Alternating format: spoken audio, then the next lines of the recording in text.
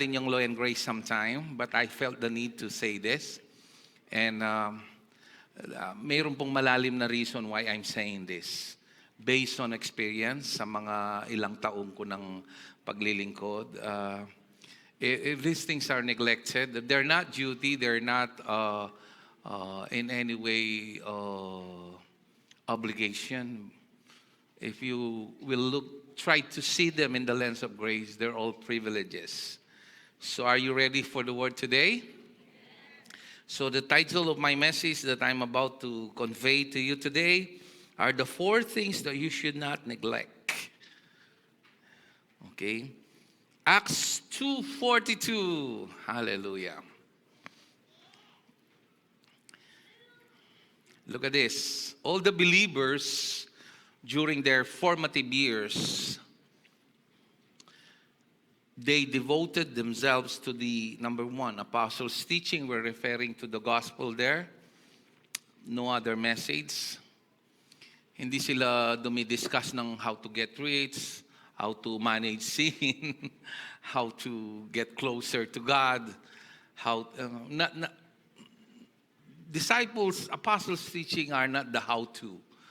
They're more of a declaration, okay?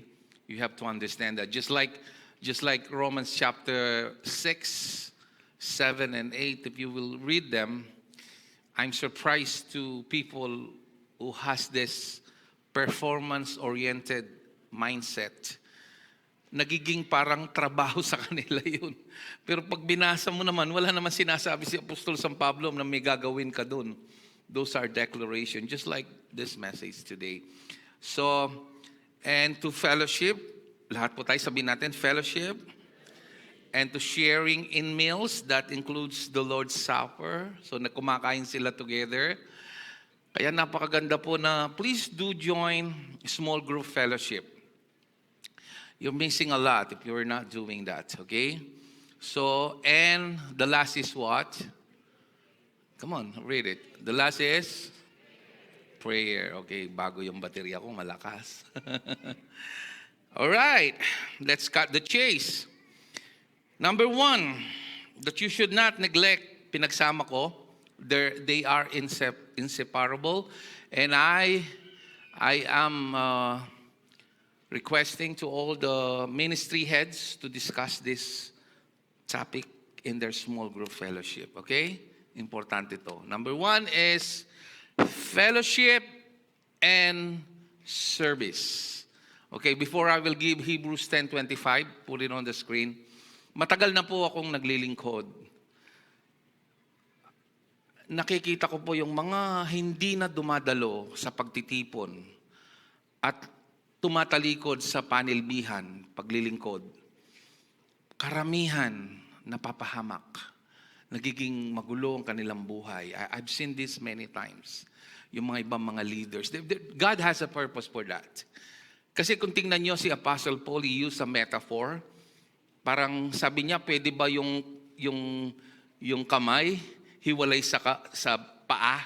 Pwede bang yung mata hiwalay sa ilong? He's using a metaphor there that there is no such thing as lone ranger believer. You cannot survive. Another metaphor that the Lord used is He is the great shepherd and we are the flock. We are the sheep. And we need to understand na kapag humiwalay tayo dun sa lupon ng mga tupa, we are prone to attack by bears, mga predators like mga lions and wolves. Tandaan niyo po yan. Don't let it know through hard knocks of experience. Wala po kong nakita na yung mga iba, mga pastor pa, nagpastor. Isipin mo, huminto sa pagdalo. Pastor, umiinom, tumataya ng weteng, nanunugal, nakikipagsuntukan. Pastor dati, huminto sa pagtitipon. Nangyayari po yan, kapatid. Hindi tayo dinisenyo ng Diyos na ipamuhay ang ating pamumuhay. Malinaw na sinabi ng Biblia, Walang tao na nabubuhay para sa kanyang sarili lamang. Amen? Pakisabi sa katabi mo, huwag kang hihinto sa pagdalo. Sige. Pakisabi sa kabila ulit, huwag kang titigil sa pagtitipon. Ayan. Amen. Let us not neglect our meeting together as some do, but encourage one another, especially now that the day of His return. Alam nyo, maraming mga senyales na not just in a theological sense, literally the second coming, the second advent of Christ is really, really so near. Lahat ng mga senyales ay natutupad. At isa sa mga matinding senyales ay ang bansang Israel. Nakikita niyo mga nagliliparang missiles ngayon from Iran to Israel, from Israel to Iran. Oh my goodness. If you are you love to study eschatology, these are very clear signs that the second coming of Christ is really, in a literal sense, fast approaching. Okay? Look at Galatians 5:13.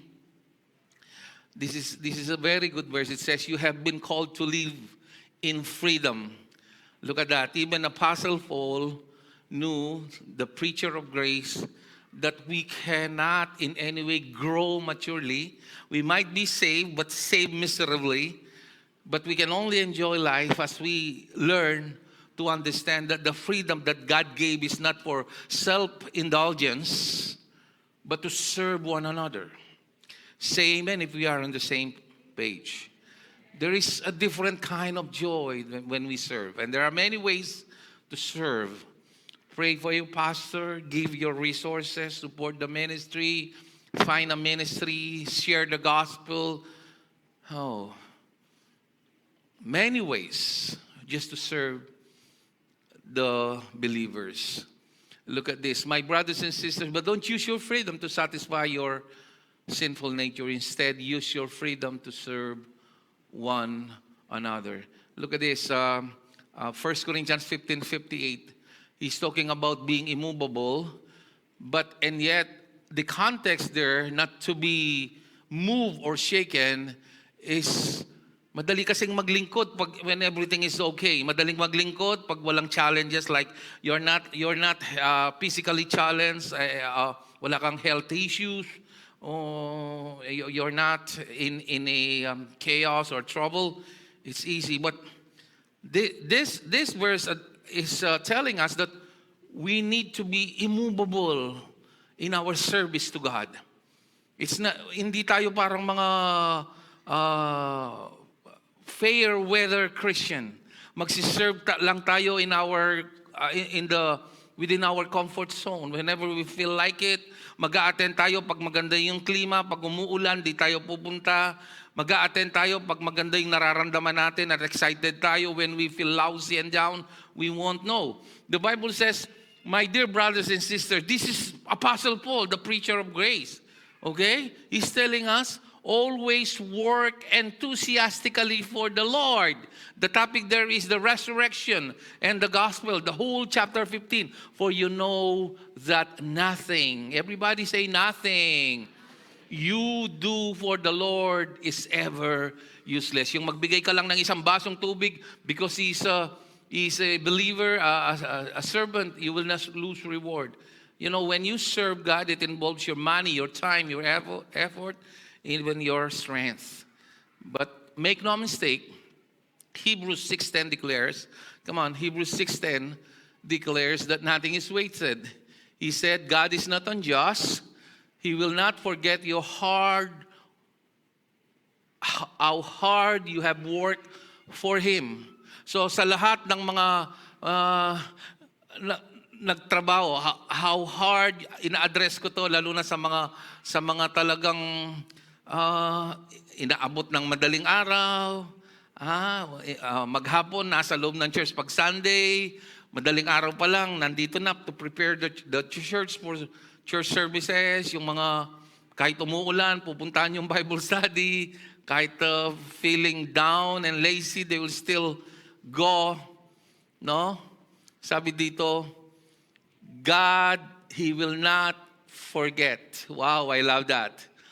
How hard you have worked for Him and how you have shown your love to Him. How? By caring for believers as you still do. Naintindihan nyo? Walang pagkalugi. You are being deprived if you don't see this as a necessity. Alin ang mas importante? Yung kumain o magdumi? Come on, give me an answer. Kumain, pareho. They're both important. Kasi pag hindi ka kumain, wala kay dudumi. Pag hindi ka no? Pag hindi ka kumain, pag wala kang paano yun? You know what I mean, right? They're both important. They're both essential. My point is very important na tayo ay dumadalo. Hindi tayo dinisenyo ng Diyos na maglakad mag-isa.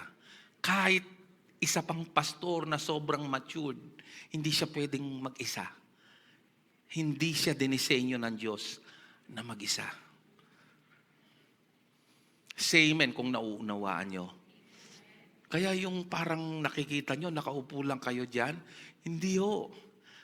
Yan ay parang hindi nyo alam na nakikinig lang kayo, yung kapangyarihan ng Ebanghelyo, maraming ginagawa ang Diyos sa inyo dito. Naging encouragement kayo sa iba, and a lot more. And most of all, tayo ang nakikinabang. No, look at this. Galatians chapter 6, verse 9 yata yun, tsaka 10. Let us not get tired of doing what is good. At just the right time, we will reap a harvest of blessing if we don't what? Ayun, pakisabi mo sa katabi mo, don't give up. Ayan. Di ba? People can be rude, but do good anyway. People sometimes are so mean, be kind anyway. People are so unforgiving, oftentimes be forgiving anyway. Because at the end of the day, it's not you and them, it's who you are in Christ. Number 2,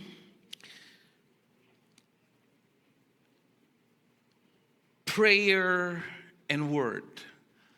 Charles Spurgeon, a great preacher of the gospel in the 18th century, he was called Prince of Preachers. Yung mga ibang sinishare natin galing sa kanya. Charles Haddon Spurgeon. Tinanong siya, Pastor Charles Haddon Spurgeon, which is more important? Prayer or word? He answered, which is more important, sabi niya. Let me ask you another question by answering your question. Which is more important?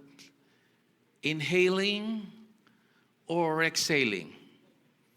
What's the answer? Yes, it's both. Si Apostol San Pablo ay preacher ng grace, di ba? Pero bakit ang dami niyang mga writings dito na ganito yung pagkasado? Okay, putting it in the right context. Prayer is not an obligation. Say it after me, please. Prayer is not in any way an obligation. Put that in mind. But, you see, it's a privilege. Dati hindi ka naman makalapit ng diretso sa Diyos kasi napakabanal niya. And He's holy. But because of the blood of Jesus, pinunit niya yung naghihiwalay sa Holy of Holies at saka holy place. Through His blood, through His body. And now we can have direct access, not as a God of the universe, but as our Heavenly Father, only because of the blood of Jesus.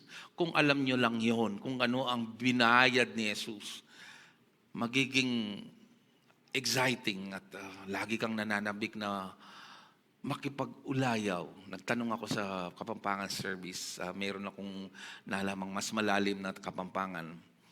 Manyaman makipagtalamitam kin Diyos. Have you heard the word talamitam? Nakikipag-ulayaw. Paul says in 1 Thessalonians 5:17, pray continually. Right? Pray unceasingly. It's a natural way of discussing to Him na hindi kailangan pumunta muna sa closet. The idea there in Hebrew, in Greek, is like a unstoppable cough. Alam mo yung mamaklas ka plema, nakabang marine ka kayong meeting o kaya kayong opisina, untor pipigilan mo yung plema, karinya manuldol, mamaklas ya. Sinong nakaranas nun? Yeah, me too, madalas. No, demure ka, tapos biglang, okay, bigla ka na utot. Okay. The idea there is, pray continually. The idea is, it comes naturally. You talk to Him any time of the day. Okay? Colossians 4:2.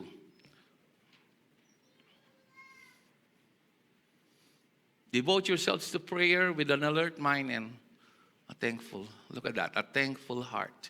Hindi mo kasi pwedeng pagsabayan yung nagrereklamo at nananalangin. When you pray, it should be with a thankful heart. Because bakit ka pa magpipray kung nagrereklamo ka rin lang? Nagpipray ka kasi alam mo, meron kang Ama na malalapitan at tapat sa Kanyang pangako. Kaya bago patugunin, nagpapasalamat ka na. You cannot do both. Okay? So that's very important. You have to understand. Look at this, Philippians chapter 4, verse 6 and 7. I can go on with many verses, but selected few lang yung bibigay ko para makita nyo the necessity of prayer as a privilege. It says here, do not worry about, what's the word? Say it out loud. Instead, pray about what? Anya itang sabyan ng puro kong Ginoo, puro kong Diyos. Don't believe that lie. Diyos mismo ang nagsabi, do not worry about anything. Instead, pray about what? Ano yung keywords dito? Anything and? Ulit, anything and? My goodness. How can you miss that? Kayo ba seryoso na naniniwala na ang banal na kasulatan ay ang mismong salita ng Diyos? Yes. Pero bakit we are taking it lightly? You see, prayer is a privilege. And when, marami na akong nakitang skillful, gifted, talented, bright. Yung mga kasabayan ko, may mga doktor, may mga engineers, may mga professor. True, nung nagsimula ako sa ministry, nakita ko, hindi yung mga magagaling ang ginagamit ng Diyos, kundi yung madalanginin. Kasi ang pinakamataas na ekspresyon ng biyaya, yung nagdidepende ka sa Diyos, hindi sa galing mo, sa pamamagitan ng panalangin.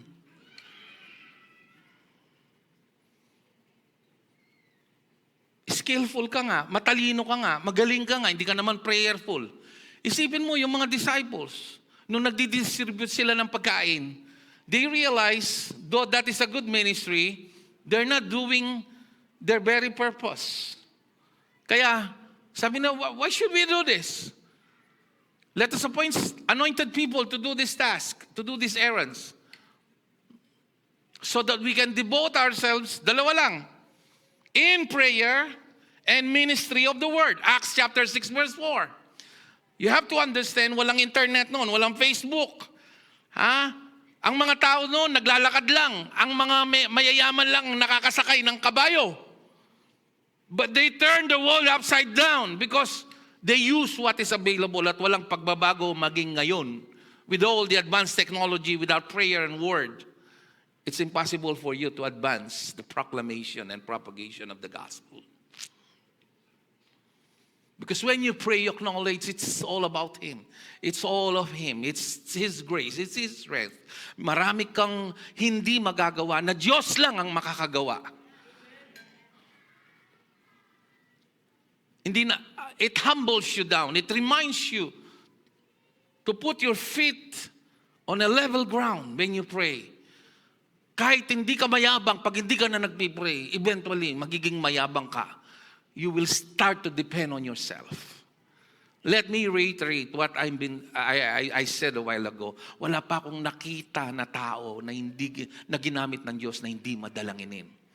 It's not your ability. It is your availability. You see? Day and night, sabi ni Paul, I'm praying for you. You have to understand, this is Paul. Preacher of grace. Day and night, I'm praying for you, Corinthians. Pwede bang anyanyahan ko kayo sa aming prayer devotion? Madalas ako nagpipray mag-isa and I'm loving it and enjoying it. Pero kakaiba pag nagsama-samang manalangin ng kanyang mga anak. Andiyan, no? Sa labas inilagay na ng ating mga ushering kasama ni Piray yung advertisement sa labas. Nagsisimula po ng 5:30 but officially nagsisimula na po kami ng 5 hanggang 6:30. Just enjoying the presence of God. You know, He's inside our hearts, but when we on purpose harnessing, practicing the presence of God, iba kasi na-stir up yung ating spirito. We just simply make music in our hearts just like what the scripture is telling us. And the word. Jesus said, man shall not live on what? Bread alone. It's in Deuteronomy 8:8. Kino-quote ni Jesus yon. Nasa Matthew 4:4 yon. Man shall not live on bread alone. That bread alone is tantamount to your daily needs and basic necessities. Damit, bahay, mobility, mga sasakyan, bills, food, clothing, shelter. Yun ang bread. Sabi niya, hindi pwede ang tao na mabuhay lang doon. But on every word. Because His word is spirit and life.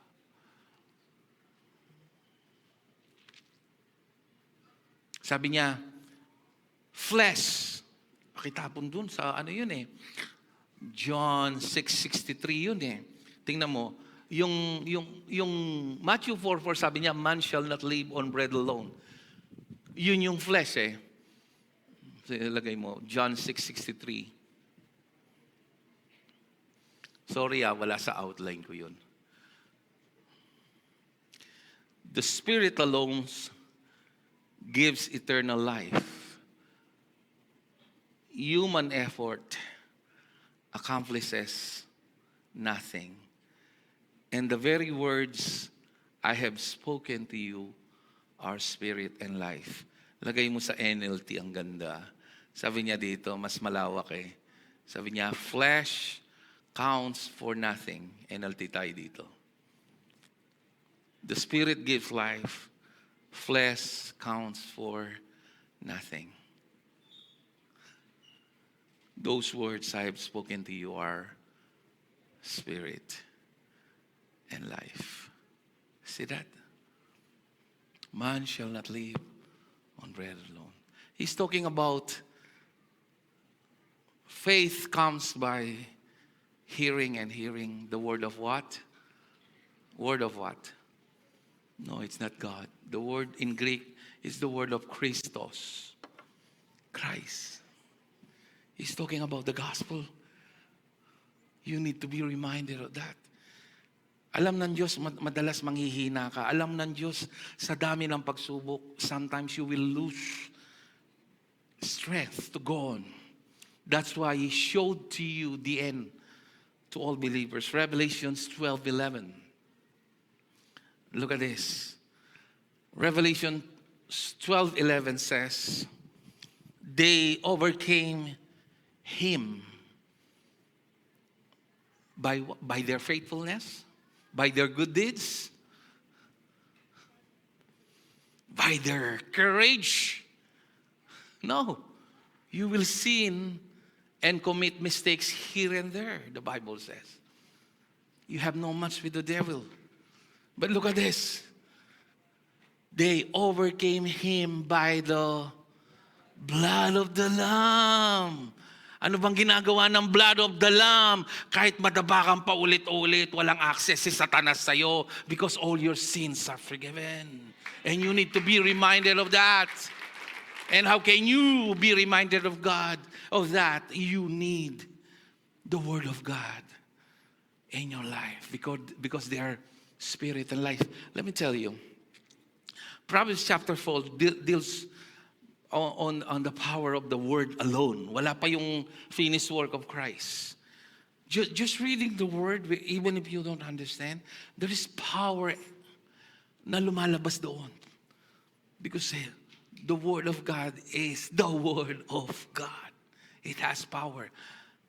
The faithfulness of His promises, the power of His Word, and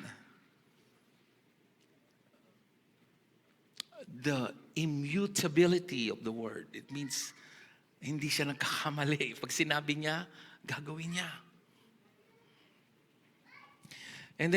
And by the word of their testimony. What is the word of their testimony? They're declaring who they are in Christ. At ang ibig sabihin nito, they did not love their life so much as to shrink from death. Ibig sabihin nito, they're not afraid of death because they know they have eternal life. You see, sa mga nangyayaring kaguluhan ngayon, napansin ng mga leaders ng iba't ibang bansa, mayroong isang lupong ng mga tao na siyang may kapayapaan and they discovered who they are. These are the true believers of Christ because they're not afraid of death. Because more than 2,000 years ago, as you put your trust in Him, death has been conquered. That's why sabi nung Isaiah 26:3, tingnan nyo yung Isaiah 26:3, meron kang perfect peace. Sabi niya, you will keep in perfect peace him whose mind is steadfast because he trusts in you.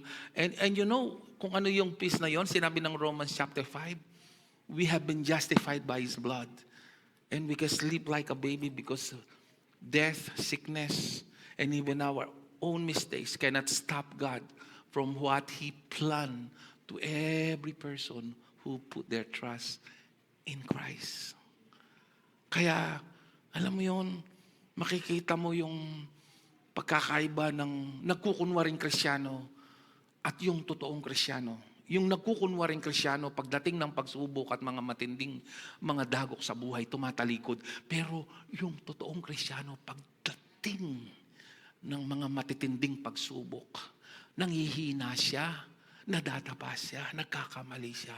Pero hindi siya tumatalikod sa Diyos dahil alam niya, wala siyang pwedeng masandalan at maasahan, kundi ang kanyang Diyos. It will separate the chaff from the grain. It is where the rubber meets the road, so to speak. That's why people, mayroong isang in-interview at sampal sa akin to kaya it keeps me motivated para just to, kagabi hindi ako makatulog, hindi ko alam, nasobran yata ako ng workout. So parang yung cortisol ko, whatever, tumaas. So ang ginawa ko, binuksan ko yung audio Bible ng Ephesians. Pinakinggan ko aba, nung bandang chapter 6 nakatulog ako. Ang sarap po na gawin niyo. Pag hindi kayo makatulog, mag-audio Bible kayo. Tapos, pinakikinggan mo. Hindi pa sumasakit yung mata ko. Kumakain ako ng word. Kasi may power yung word eh. Sabi ng Proverbs 4, it has healing. Merong isang tao na Norman Peale, alam niyo yon, yung isang sikat na preacher nung 1980s. Meron siyang testimonies na sabi niya, yung isang tao na meron siyang cancer, may isang malalang sakit. For whatever reason, God is prompting him to read the word. Binasa niya, ina-enjoy lang. Although some of them and most of them, I don't understand. But you know what? Sabi niya kay Norman Vincent Peale, isang sikat na preacher in the 1980s. Sabi niya, somehow I'm enjoying reading it. Although most of it, I don't understand.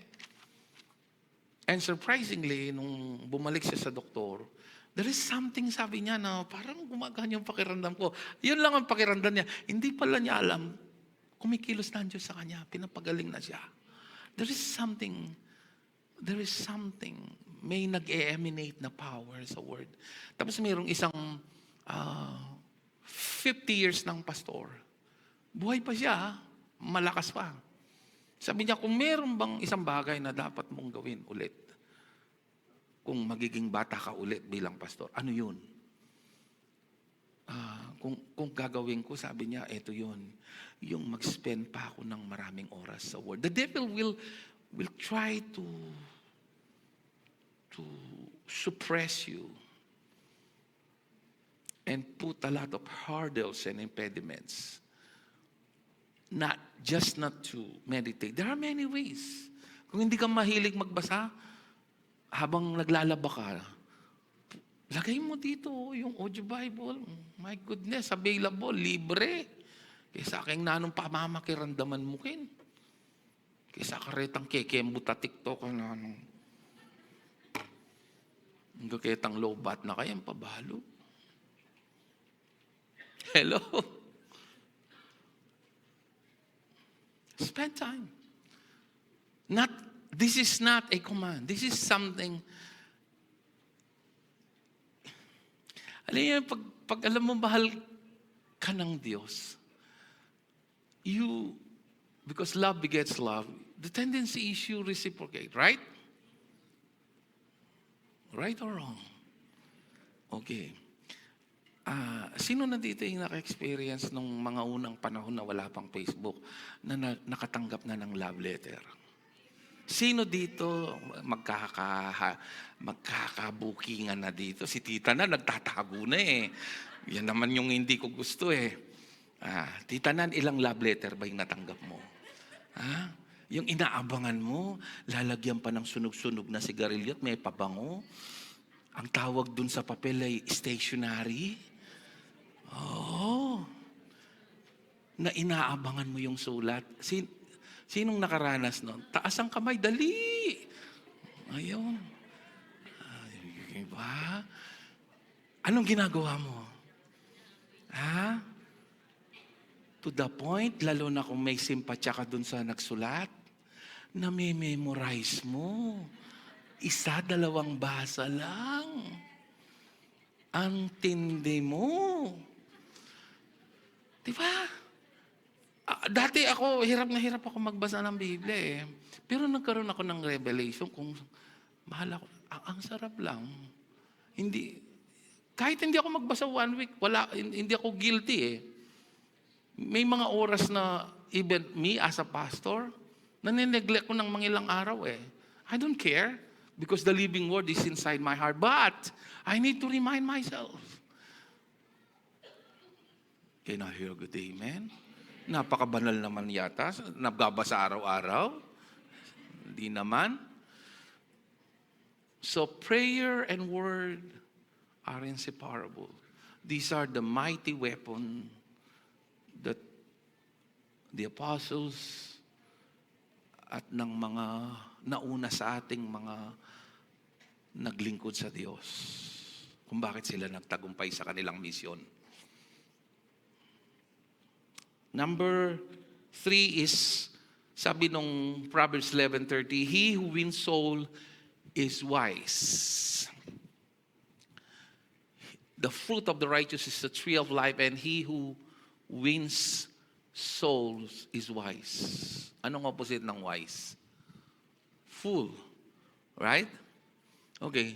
Ephesians chapter 5, verse 15, 16, and 17. So be careful how you live. Don't be like fools, but be like those who are wise. Verse 16, make the most of every opportunity. So, sometimes, ibig sabihin nito, you need to be sensitive. Make some opportunities because the days are evil. Verse 17,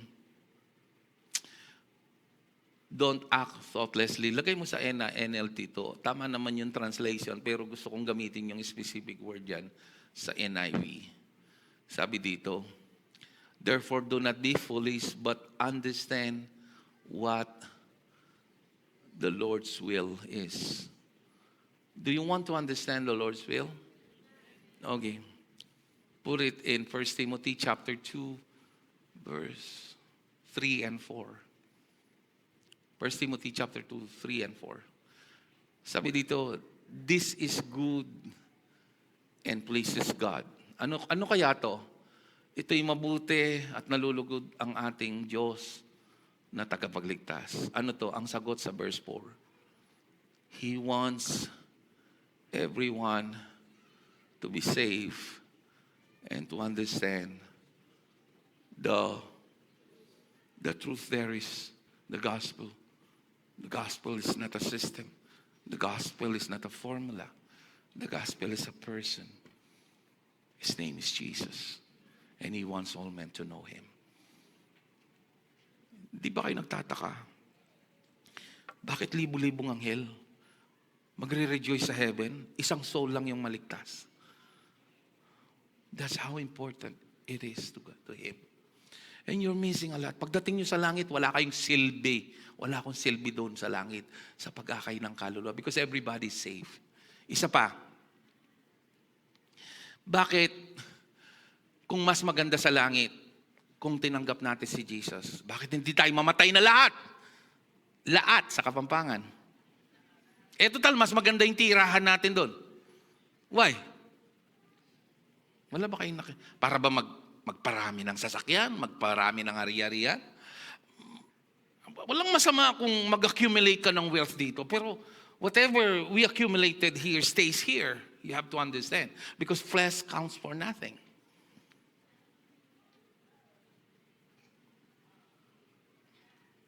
I can find no better answer than this. Nandito tayo not to indulge on sinful nature, but to win souls for Christ. That's why sabi, he who wins soul is wise. Kaibigan mo, kamag-anak mo, anak mo na iniwan, bring them to Christ. Bring them, share the gospel, share the goodness of God. You are missing a lot of opportunity. Pwede namang angels, pwedeng sabihin, gumawa sila ng himala, yung patay bubuhayin. Yung bato gagawing ginto. Pwede naman, di ba? Pero bakit taong pinili?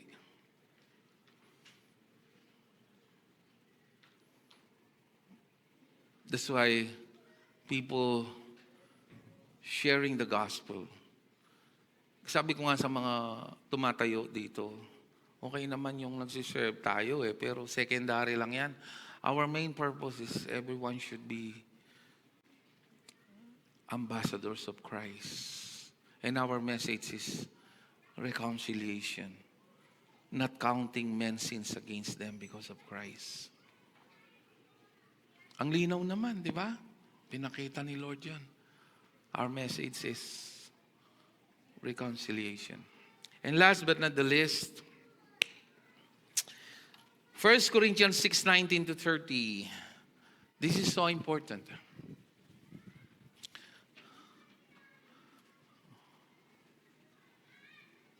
Don't you realize that your body, anong tinutukoy na body dito?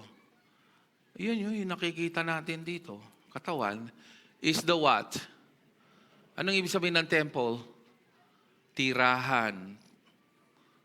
No? Tahanan. Habitation of the Holy Spirit who lives inside of you and was given to you by God.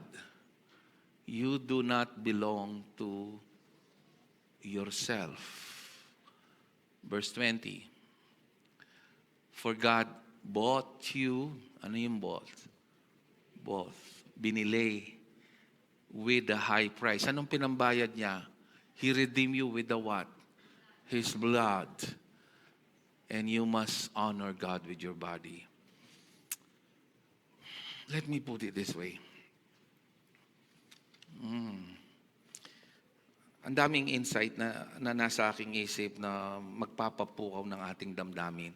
Ang iniisip natin kung minsan yung mga makaspiritual na bagay, yung manalangin, mag-ayuno, maglingkod. If we are doing it in the Spirit, yes, I agree with you. But sometimes we forgot na isa sa banal na bagay na pwede nating gawin, makinig po kayo, ay alagaan ang ating mga katawan.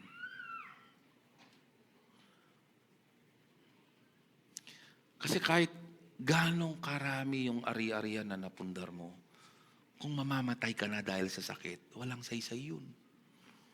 Kahit gaano kaganda yung plano at pagnanasa mo na maglingkod sa Diyos at gawin yung bagay para sa Diyos. Kung pinipigilan ka ng mga bagay na yon dahil yung pag-akyat lang dito sa Jolly Cinema, hinihingal na ka na. Hindi ka na makahinga. Kasi instead na yung exercise mo, ganito. Di ba? Hindi lang naman tamang pagkain eh. Yung katawan natin, na-discovery ng mga doktor, ang laking kalayaan sa akin dito eh. Kasi pag naglilingkod ka at nagpapatuloy sa Diyos, maraming mananakit ng iyong damdamin. Gagamitin yan ni Satanas sa'yo, pati idamay mo pa, pati yung Diyos na pinaglilingkuran mo. Pero ito yung sasabihin ko sa'yo. Kahit yung mga doktor nakikita nila, kapag nagtatanim ka ng mali, ng bitterness, it affects your health. At ito yung nagpalaya sa akin. Huwag mo ngayon na mag-focus ka dun sa mga bagay na ginawang mali sa'yo ng mga tao. Kasi pag nag-focus ka dun, hindi nakakatulong sa'yo at sa iyong kalusugan. Mag-focus ka dun sa pagmamahal ng Diyos. Huwag kang magtanim ng masama. Hingin mo sa Diyos kung paano alagaan itong katawang to. Ako, alam nyo, nung 40s, line of 4 pa lang ako. So imagine mo, line of 3 na ako ngayon. Ang dami ko ng health issues. Nag-pray ako kay Lord sa one. Kasi yung doktor magre-reseta eh. No? Hanggang mabiya ka na eh. Nakpa mo lalon. Inuman mo rin hanggang mabiya ka. Mo patugutan din. Ang problema kasi dun sa gamot, maintenance lang yan eh. The pharmaceutical companies has no intention of curing your disease. Kaya nga, maintenance. Ang problema sa maintenance, mas maraming sinisira kaysa sa... And modern medicine, lalo na sa US, sa Europe, kung sumusunod kayo sa mga naturalists na for healing, diabetes and hypertension and among many they can be reversed through lifestyle, a good lifestyle. At karamihan ng mga yan, vitamin deficiency lang yan. I'm going 60 sa many years ago, hindi ko nasasabihin. Would you believe wala akong maintenance? I don't have any maintenance. Because I discovered the Lord gave me, kasi alway, wala nang masama paminsan-minsan, punta ka sa mga pizza parlor, sa mga fast food, sa mga buffet. Pero kung laging ganun, hindi po magastos ang maging malusog. Pwede kayong kapampanganan, anyaliwayaring nasi. Talagang kutsilyo, oh. Luto me, kamura mo yung talbos kamuti, balasenas,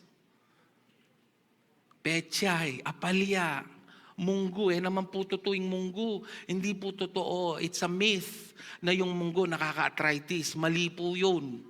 Mag-research po ng konti. Mali po yun. Myth po yun. Mura po ang maging malusog. Mahal ang hindi maging malusog. Say, nagtrabaho ka, nagpakapagod ka. In my retirement period, doon ako ma-enjoy. Ang problema, pag nag-retire ka dahil inabuso mo yung health mo over your career, the law of diminishing return applies. Sisingilin ka ng katawan mo. So yung mga pension mo, napupunta lang sa Mercury. Hindi mo ma-enjoy. Hindi ka na makakyat sa airplane, hindi ka na tinitingnan mo na lang yung Boracay, hindi ka na makaganyan, no?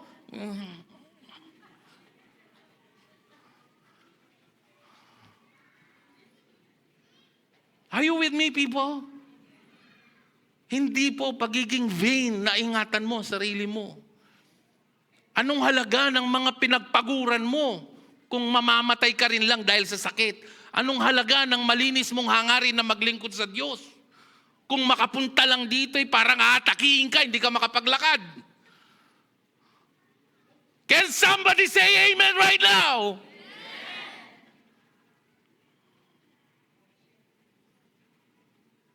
This body is the temple of the Holy Spirit.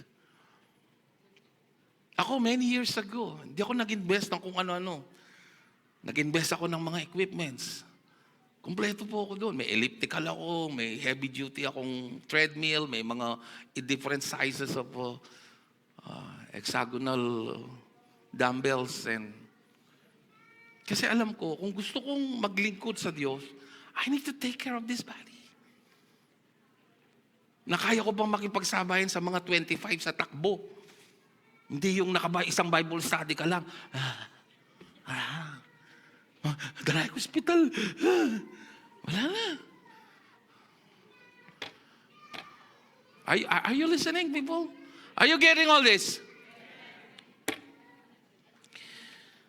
Hallelujah. Sino pong na-bless dito? Come on, close your eyes. Hallelujah. Lift up your hands. Let's worship Him. Father, we thank you for this practical yet relevant message. Sometimes the most godly thing, the most wisest things we can do, Lord, are the practical ones, oh God. May we not fail to neglect these important things, Lord. Fellowship and service, prayer and word, soul winning, and most of all, since you dwell in our body, may we learn to, Lord, take care of this body. No one else will, Lord. Not even yung mga kamag-anak namin can do it for us. May we see this in the light of the Scripture and through the guidance of the Holy Spirit. In Jesus' name we pray. And everybody will say, Amen. Amen.